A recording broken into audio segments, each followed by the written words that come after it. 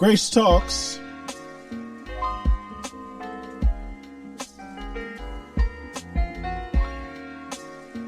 It's Friday, which is the day after Thursday. Day late, but not a dollar short. So glad to be here on Grace Talks. That's right. Good day to be alive. Hope you and all of yours are well today.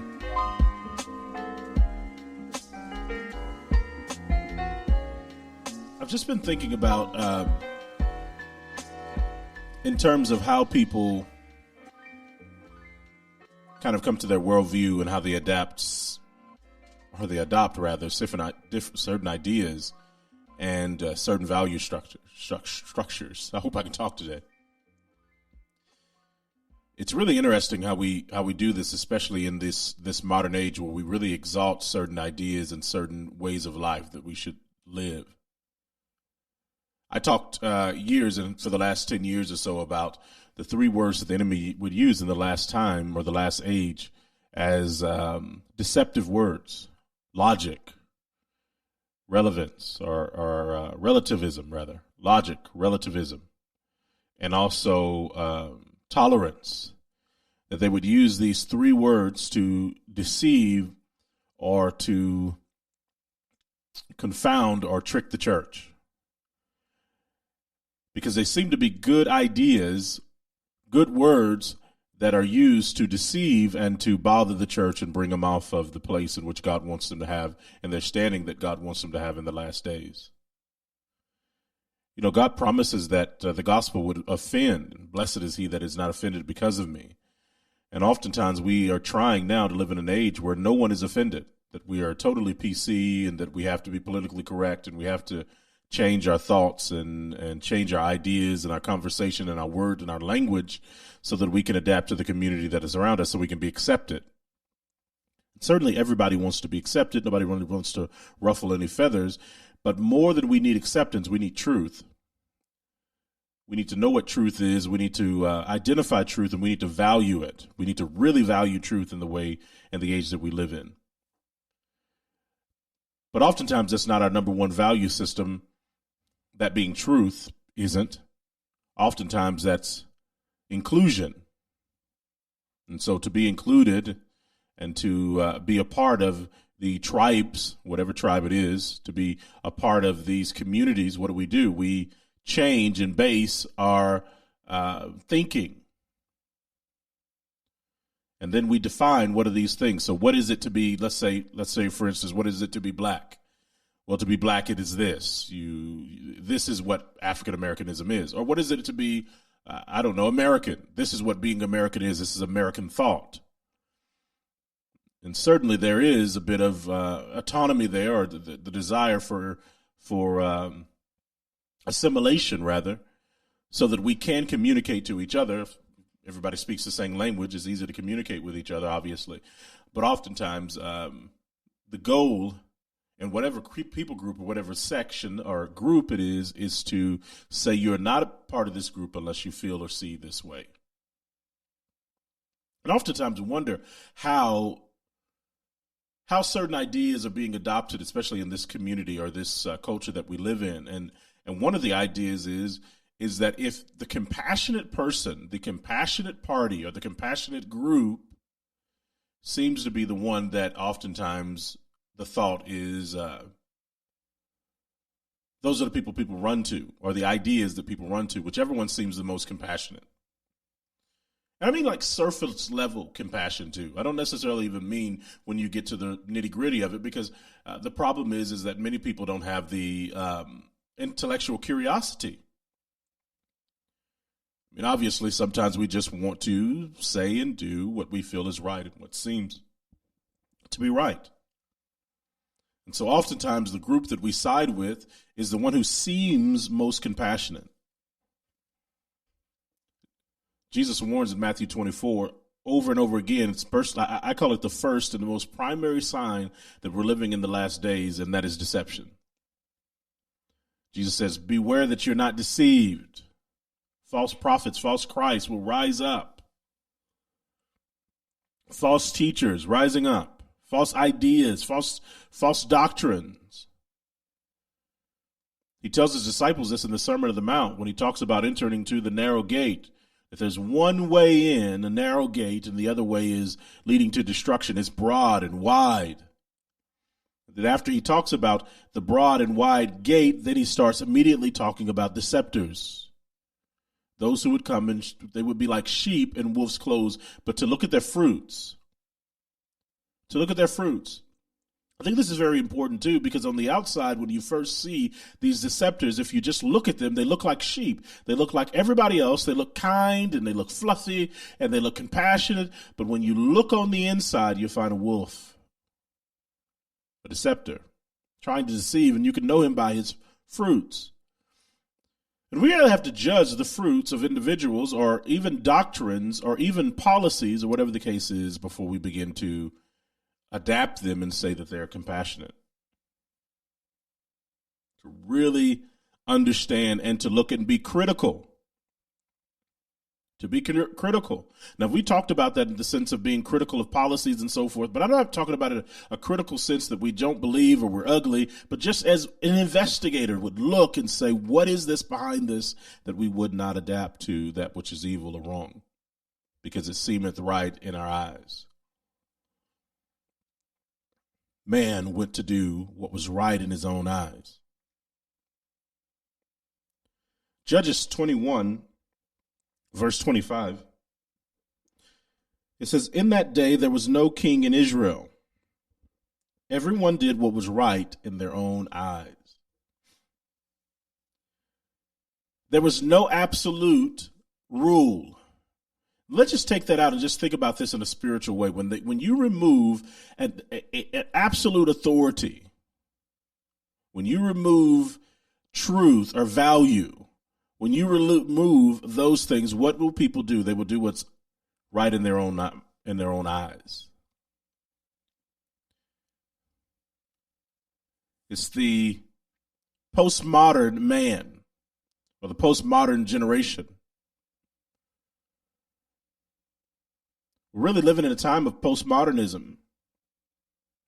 And postmodernism also can be it can be a positive thing in literature, or it can be it's a way that can be helpful, rather, in some literary writings. Postmodernism is think about it in literature. I'll say it like this before we go into the definition. But in literature, you write kind of an open-ended book so that people can go through it and they can find, or they can be I don't want to say critical, but they can find their own ideas or defining of what the book means or what the ideas mean in a certain novel or book.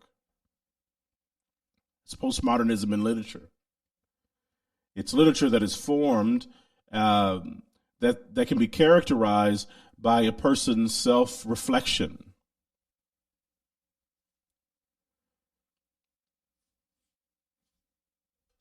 Postmodernism is a broad movement that was developed in the late 20th century across philosophy and arts, again, literature. And the idea is breaking away from or departing from the modernism. So modernism would start, and modernism would say, let's break apart from all of the social norms and maybe what was taught to us, or all the truth, or all these things that have been passed down. Maybe it's not worked for us, or whatever the case is, so we want to break from it. And so, of course, that's modernism, and postmodernism is after that modern age or that modern idea. I was hearing somebody talking about the idea of Christians and conservatives, and can you be a Christian and not be a conservative, and all of these things. And I was just thinking about that in the sense of what we have to identify what conservatism is, or what it means, or what it should mean. To conserve means to conserve. And so conservatism is the idea of something is important enough to conserve. There's a certain value system, or there's certain thing that can be conserved, and that there's certain traditions and such that are worth being conserved. And so you would say, I would like this value system to be conserved. And the idea of progressivism is things change and things progress. And as things progress, we need to progress with the climate. And so we change and we go forth. And so it may not mean what it used to mean and so forth. And certainly these two ideas fit in certain ways, of course.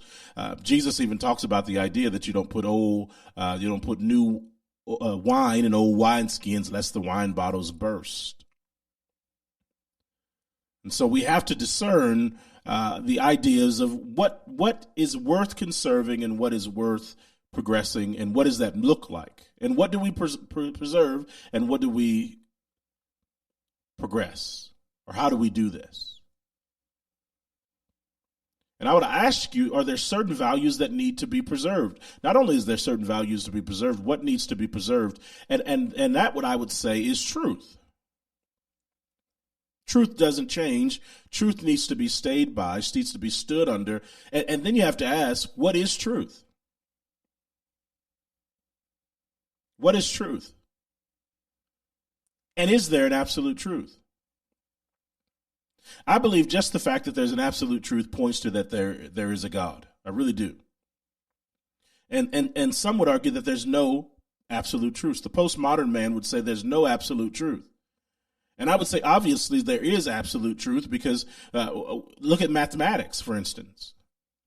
1 plus 1 is always 2. It's never 4. It's never 6. It's never 8. It's always 2. So look, 1 plus 1 is 2.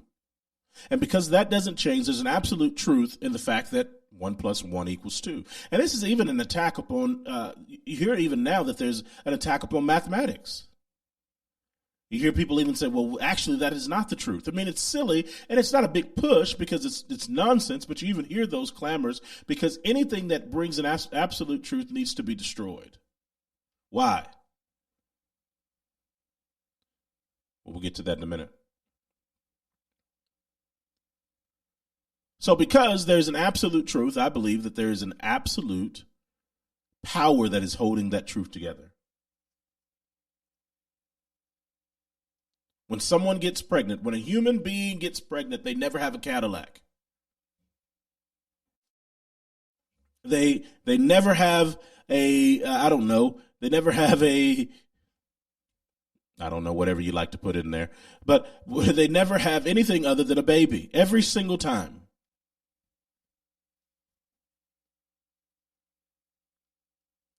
Things are not random or by chance. The very fact that this earth spins on its axis and it's spun on its axis is the formation of this planet. There has to be something holding it together, and I believe the absolute truth is God holds all things together. That there is a creator, by and large, holds things together. That's the absolute truth. That's the reason 1 plus 1 is always 2, not random, not sometimes 6, not sometimes 8. That we don't have to worry about. There's some things that we know that if we do, we know the results. Why? Because there's an absolute truth there.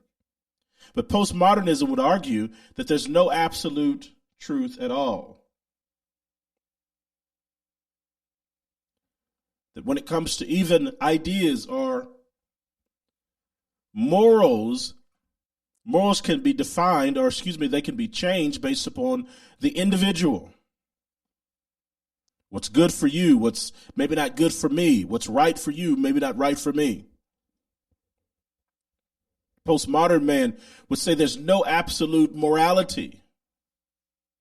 It's all subjective based upon what you identify or what you say is truth. So there's no absolute no absolute truth.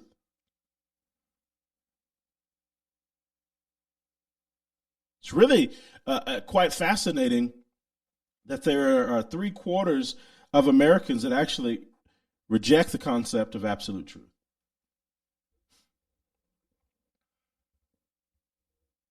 Another thing about the postmodernism is all morality is culturally created and culturally defined. There's no ultimate transcendent reality.